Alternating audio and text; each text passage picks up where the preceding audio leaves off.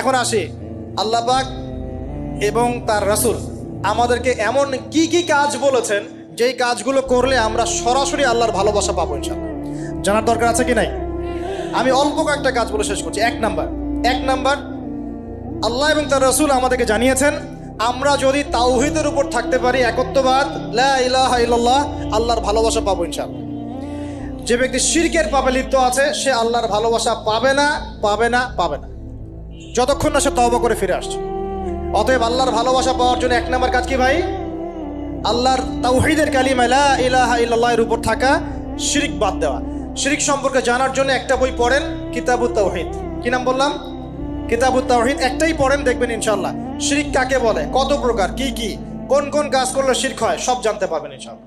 এই বইটা একটু কঠিন, এই বইটার ব্যাখ্যা বের হয়েছে, ব্যাখ্যা যুক্ত বই কিনবেন এবং যেগুলো বুঝবেন না ওলামায়ে কেরামকে জিজ্ঞাসা করবেন।